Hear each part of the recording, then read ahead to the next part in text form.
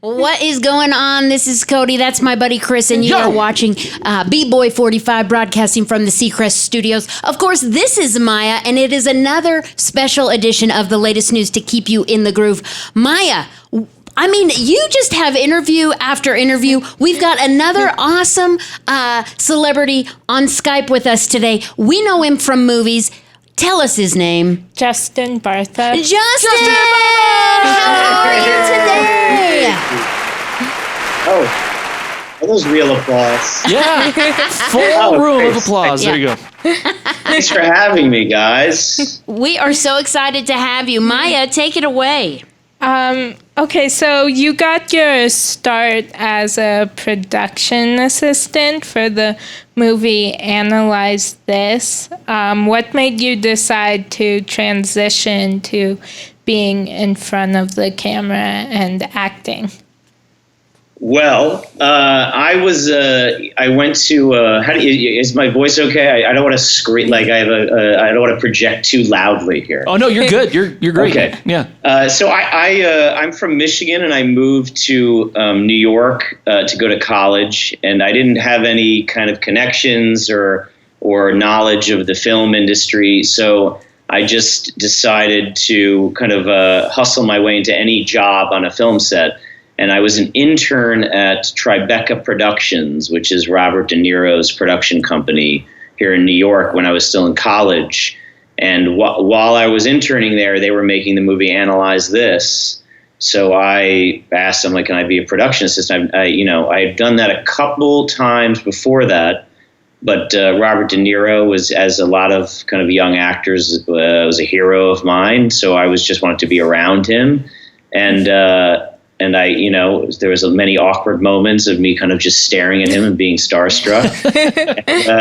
So yeah, that was kind of I did kind of every job on a movie set back then. I worked in the editing room, in the costume department.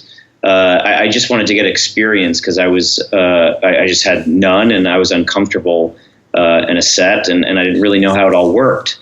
But at the same time, I was going to acting school, and I always had this dream of being an actor also. So it was kind of a natural thing where I would, I did kind of both, or did that before I switched to acting. Oh, cool. So have you had a favorite character that you've played or a favorite project? Well, they're all my babies. But I mean, I think the one that I'm kind of known for the most, and is National Treasure. And that was a lot of fun to do. And that character, really was a blast to play. And it was also cool because I got to do a sequel of it. And it was, I was a lot younger. So it was really, kind of this huge budget movie where I got to play a really funny kind of audience surrogate character with kind of some of my favorite actors. So that one was I have a lot of great memories, and it was a lot of fun. Cool.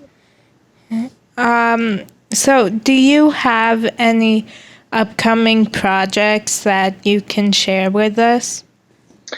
Yeah, I mean, I just made a movie called Dear Zoe, which I just finished with. Do you watch Stranger Things at all? A lot of us do. Yeah, my mom and sister do. Yeah, there's an actress named Sadie Sink on that show. So do you guys know her at all? Everyone know? You better tell us which role she plays. Do you remember? I don't really know. Max, she's a redhead. We hear she plays Max. Yeah. Yes, we know her. And so we just did a movie together, which is great. And then I'm going to shoot actually next week a Netflix movie called Sweet Girl with the actor Jason Momoa, who I get mistaken for all the time. All the time, yeah. All the time. It's just our bodies are mistaken for each other. I could see that. Aquaman, right? So yeah, I'm a lot bigger than him, Yeah. Standing next to him, people don't even notice it, ever. It's embarrassing for him, really. It is. Yeah. It really is. I feel bad for him. Yeah, so you've done movies, television series, and theater. You've been on Broadway. Do you prefer one over the other, or do you like them all equally? I like them all a lot for different reasons. Theater is really fun because you get that immediate reaction from the audience, and it's different every night. And it's also in theater, the actor kind of has a lot of power because it's really up to him or her when they're on that stage. They're not, you do a lot of work beforehand, and then once you get on the stage, the performance is yours, and it changes every night, and it really forces you to kind of listen to your other actors, and it reminds me a lot of kind of why I got into acting in the first place. Whereas television and film they're a lot different. It's more of kind of I say that kind of like one's a sprint and one's a marathon. So it's like with film and television, there's so little of your time is actually spent acting, and so much of your time is spent waiting around to act that it can get a little frustrating. But that being said, it has its own challenges, and it's really fun to be on set. There's kind of this communal vibe where you build this family that's really interesting and fun. Oh, cool. Theater has that too, but I would say theater is pretty great. But the hours sometimes are tough when you have a family.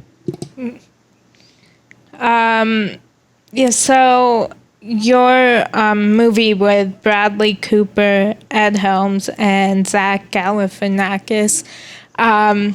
Which movie is that? that one that had three of them. That one was good. That's one of my favorite movies. Yes. So, it's so funny. Did you ever have to do multiple takes because it was so hard not to crack up? Oh my God, so many times. I mean, there's some takes of me in the movie that is just me laughing for real.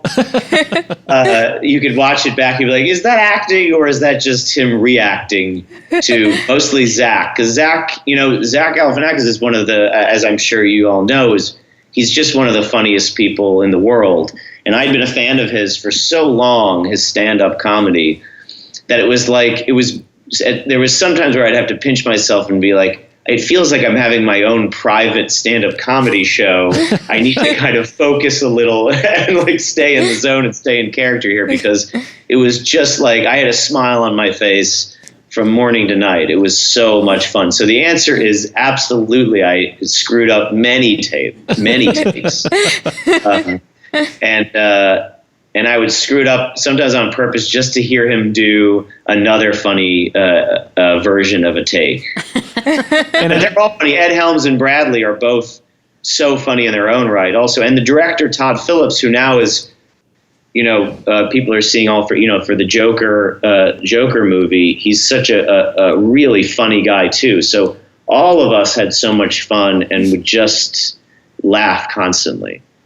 And I noticed you've got your own fern going on behind you with Zach Galifianakis. Between two eucalyptuses. Oh, eucalyptus. Okay. All right. So I love the National Treasure movies also. Do you have any fun stories or memories from either of the sets? Oh man, every day. I mean, I have a really bad memory for that kind of stuff, but it was kind of like every day was such an adventure for me. I was a much younger guy, as I was saying, and it was like I was playing this character that was this fish out of water character. So like so much of that kind of aw shucks, like can't believe this is happening. Is me in real life kind of just adding that into the character. So, it's a movie that's just so much, it's filled with adventure, and we got to go to all of these amazing places. So you see a lot of those stories on the screen. It's not, this is kind of before a lot of special effects and CGI and stuff. We really went to all of these places, and so the stories so much are really part of the shoot. And also, getting to work with kind of, Jerry Bruckheimer and John Turteltaub, who is the director and the producer. They packed those movies with like the most amazing actors. So in the second one, we had like Helen Mirren and Ed Harris and Jon Voight and all of these like Oscar-winning actors. So it was fun to kind of every day on set, there'd be a few weeks where you have another kind of actor that is way out of my league that you just kind of have to keep up with. So a lot of it was just kind of me being starstruck by some of my heroes. Oh, cool. I kind of got out of that question, but that was It's always cool to hear when somebody that we're talking to is also starstruck by the people they're working with. That's fun. Oh my God, I'm starstruck by everybody. I'm starstruck by you, Maya. I was nervous for this interview. I get so nervous for interviews. Well, I'm starstruck by you. So no, I'm starstruck by you. No, you hang up first. No, you hang up first. Yeah. No, you.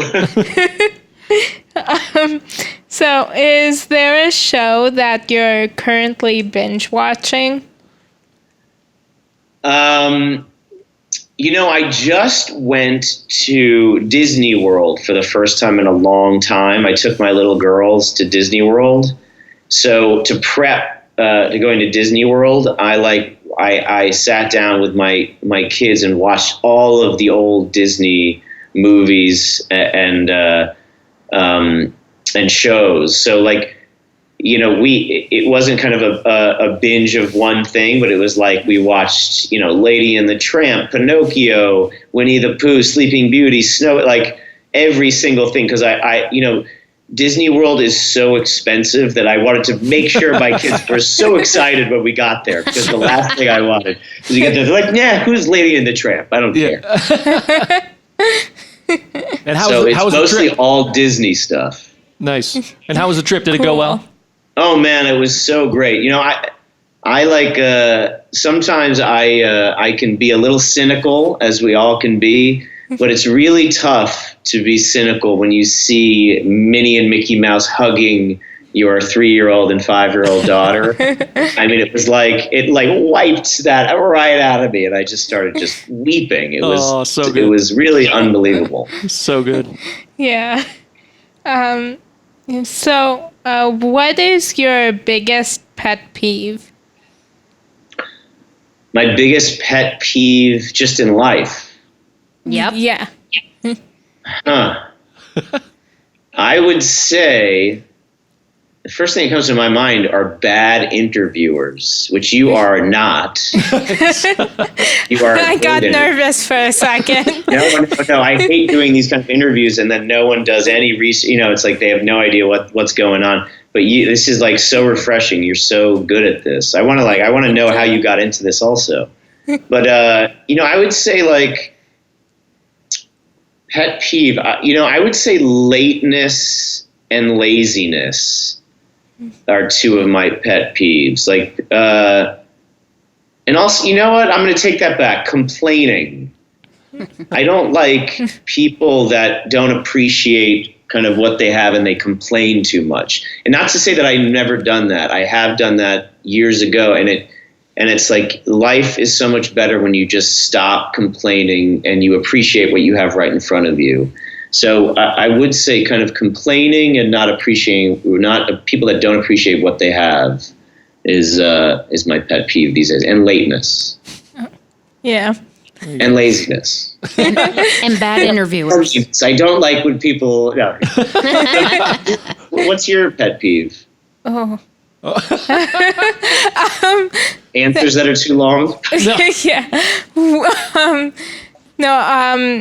Okay, I can tell you one. Like, I was walking through the halls today at school, and like all these people were like sniffling and clearing their throats, and I just about lost it like right in the middle of the hallway. That is What? such a good. I want to change mine, by the way, Don't. because I have a little sickness right now, and I hate that. So I was in LA, Los Angeles recently at a restaurant with a friend, and it was like, it wasn't that busy, but there was one family that was like right next to us, basically, and just the kid and the father were just sneezing and coughing in a restaurant. No one's covering their anything. They're just, I'm like, we're in a restaurant. Yeah, we're pretty picky about that in the hospital for sure. Yeah, I'm sure. Oh, So Justin, good answer. that reminds me, if you don't mind us asking, what state are you calling in from right now? No, I'm calling from New York. New York. Okay. Excellent. All We're right. trying to get calls from all 50 states, so we'll check it off the list. Yes. Okay, great. Nice. Am I your first New York? You might be. Well, we have not always remembered to ask, but to my knowledge, but I don't always have a good memory, so there's no Yeah. telling. So that's a yes. Okay, that my mind just like I sometimes go to thinking of like random things. Like I just thought of like this scene from Friends when you said all 50 states. Yeah. When they were doing that like like when they were writing down all the 50 states and Joey said he got 56. 56 states. Oh, can't binge watch that right now Yeah, either, right? no. Oh, No, Why well, can't you binge watch that? it was taken off Netflix. Oh, really? Yeah. yeah. Sad day. Sad day. Yeah. Yeah. Go ahead, Maya. What's your next Yeah, what- question? No, it was taken off January 1st, so not a great start to the year. There you go. Well, you can always binge watch one or the other.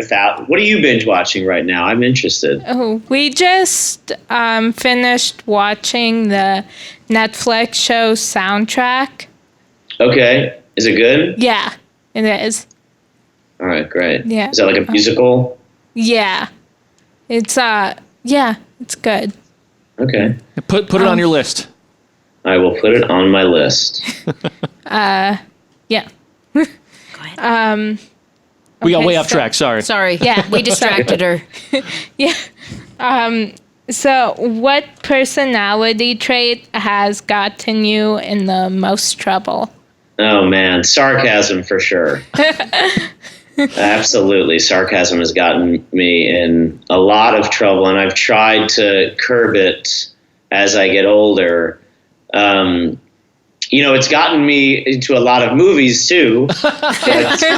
But, it definitely, sarcasm. One thing I learned when I would do interviews like this for movies or TV things that you like travel around is that sarcasm is kind of like a language that doesn't play in other cultures sometimes. And also just with other people. Sometimes people just are not into sarcasm. So sometimes my sarcasm could get misconstrued for, aloofness or being, rude or something. And I hate that so much. So that definitely has gotten me into trouble. And then, when I was a kid in school, I liked to play the class clown a little bit. So I definitely would get in trouble with my teachers sometimes for making too many jokes. It's good. Yeah. So if you could marry a fictional character, who would it be and why? That's a wow. That's a good question. If you could marry, well, now I'm already married. Can I get a divorce and then remarry this fictional character, or am I allowed to have two wives? This is a different universe. Yeah. Totally. Yeah. Or you could just Beautiful. consider Got it. that marriage like a dinner date. Okay. If you had a dinner So a date with fictional a character. fictional character, that's okay too. I would say, Yeah. I would say probably Lucy. What comes to my mind is like Lucy from I Love Lucy, Lucille Ball. Oh yeah, she's funny. Because when I grew up, I think that was one of my first crushes, and she just seemed like somebody you just want to live with, like so full of life and so fun and hilarious and beautiful. I would say probably, Lucy Ricardo. Or what else comes to mind? This is such a good question. I could like think about this. For some reason, the other thing, I just think of like TV shows that I loved growing up. And I loved Golden Girls, so I would say maybe B. Arthur. Yeah. Wait, there's 4 women in that show, and you picked B. Arthur. I like that. Yeah. Because then our sarcasm kind of would just even out. Oh, yeah. That'd be good. That's good. Yeah. What about you? Could you answer that? Oh, yeah. Ben from Descendants. Ben from Descendants. Okay. Yeah. I haven't watched Descendants yet. My kids are too young, but I heard it's really good. Yeah. Okay. Especially It Ben. is. Yeah. I gotta see this perfect guy. I gotta look this up. Right after this interview, I'm gonna do a little Googling. Okay. Okay.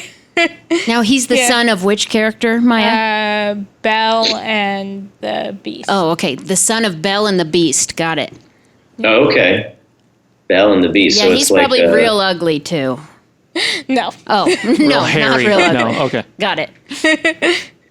Because in the movie, like, the Beast isn't, like, it's after he was turned back into a person. Okay, So, okay, good.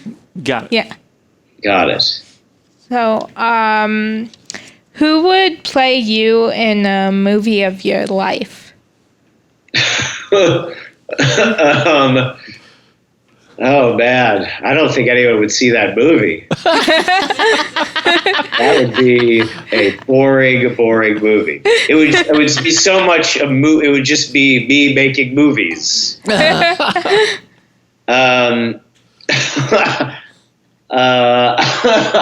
I would say probably maybe Samuel L. Jackson, just because he's in every movie and he's the best. And he would make me so much more fun and interesting than I really am, I think.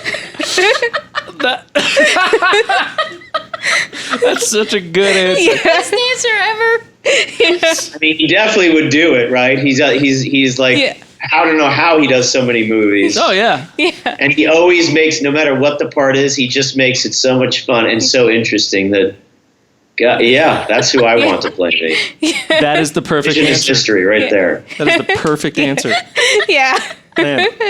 Yeah. So, if you could have any song playing to announce your entrance into a room, what song would it be?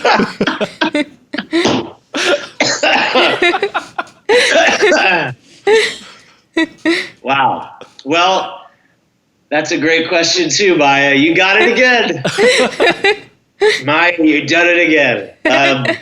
Listen, I was bar mitzvahed, and I still remember the song. And I had a bar mitzvah party. I still remember the song that I walked out, and it would be the same song, and that is "Playground" by Another Bad Creation. Now, I know you probably don't know "Playground" by Another Bad Creation. The second song would probably be "Poison" by Belle Biv DeVoe. Now, you should know that one. So if you don't, you do some Googling while I Google Descendants. Okay. Cody, can you write down Got it. those songs? Check. Yeah. Got it. Those are my Thank you. first 2 songs that I walked out to when I became a man at 13. There you go. Yeah. So, what terrible movie do you secretly love? I thought you were going to say, were you in? I was like, Okay, oh, what I don't know if we have terrible time movie for were you in? that. Yeah, I don't know if you have enough tape. What terrible movie? Listen, I love so many terrible movies. I grew up watching like the worst like horror movies. So I would probably say the one that comes into my mind immediately is a movie called Chopping Mall.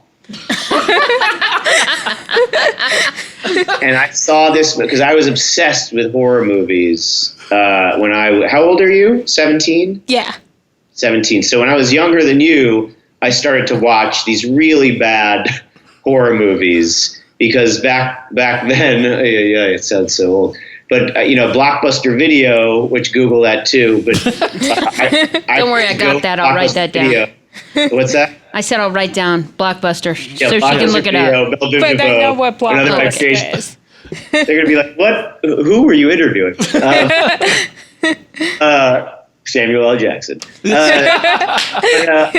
I would go into a Blockbuster Video, and I would just my parents. The only way they could make me happy is if they just let me rent any movie that I could possibly that I wanted, and they just didn't care what movie. So I would go as long as it wasn't R-rated, right? But this was at a time when this is such a long-winded answer, and I apologize. But this is at a time. This was at a time where there was no rating movies. It would say NR. Oh. So I could just get all of these not rated movies, which are actually really scary, bad movies. And my parents would be like, "Okay, they're not R-rated. That's fine." Like the most gory, strange, bizarre movies. And Shopping Mall, which is about a group of teenagers that get stuck in a shopping mall and are hunted by killer robots, killer security guard robots, which did not get nominated for any awards, I believe. Not even a Razzie. But, that would be my favorite. I loved Shopping Mall. Are you sure that wasn't a comedy? It is now. Yeah. It is now. What about you? What is your? I'm so curious. What is yours? And please don't say one of my movies. Okay. Hold on while I think of a different answer. Oh man, I was asking for that one. Yeah, I was gonna say you set yourself up for that. So I had that one locked and loaded right there. You know what I feel like? I feel like one of those teenagers in the shopping mall at Shopping Mall.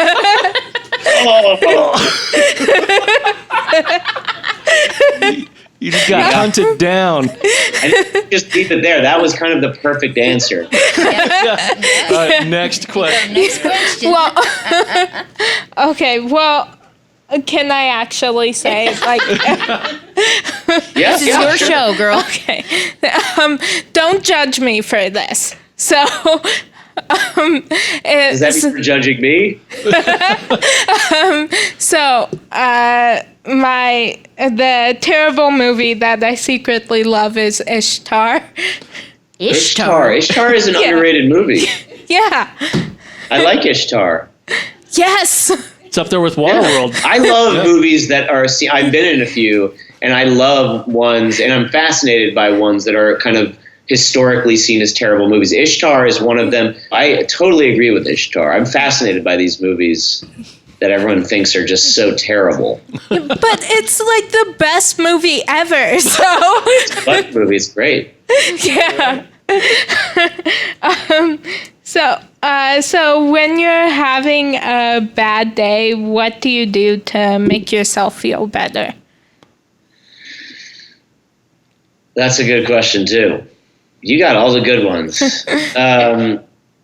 What do I do to make myself feel better? Well, kind of. I got to circle back a little to an answer I said before. Is I have to remind myself how lucky I am.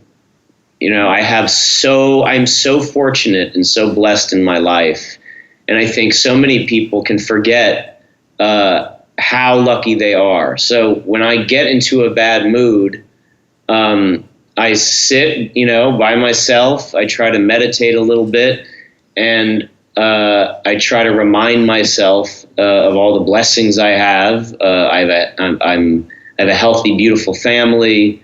I have some success, which is, I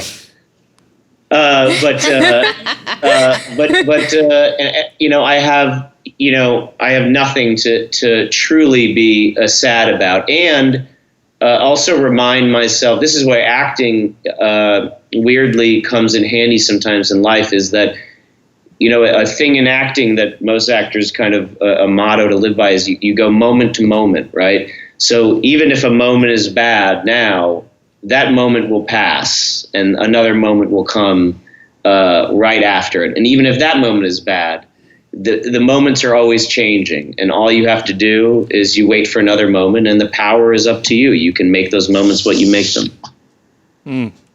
Good stuff. Yeah. Good way to look at it. Yeah. I try. It doesn't always work. I'll say that. I'm like everybody else. I get down in the dumps, but it's like the only person that can pull you out is yourself.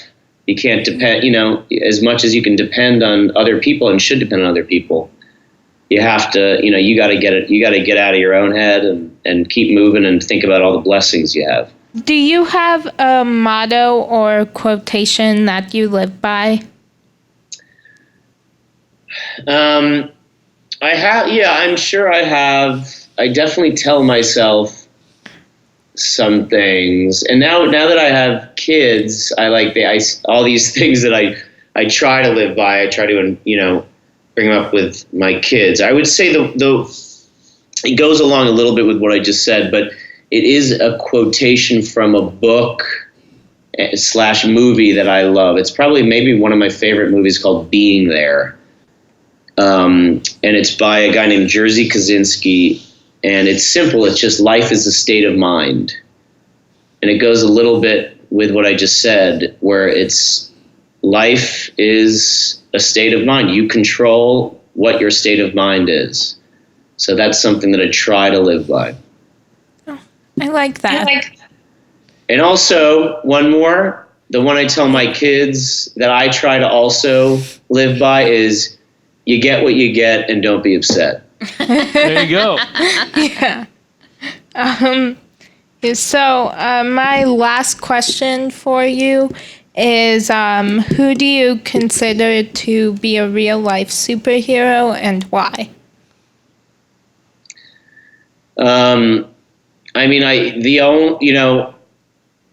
I would say the only person that I can think of is my wife. My wife is I think about it almost every day, what a superhero she is.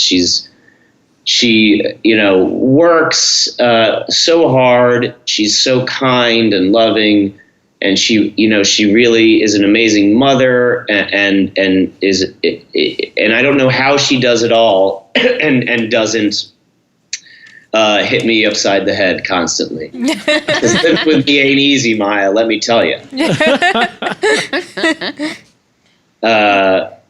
Get these snakes off this. No. Say what again? I would say my wife is. She's also standing right next to me with a knife, so I have to say. No, she's definitely. She is definitely the closest thing to a superhero. I could not do what she does. I don't know how she does what she does. Yes, I would say her. Cool. Good answer. Yeah. Good answer. Yeah, I was gonna say right answer. Right on. Well, thank you so much for calling in. I had so much fun talking to you. It's so fun talking to you.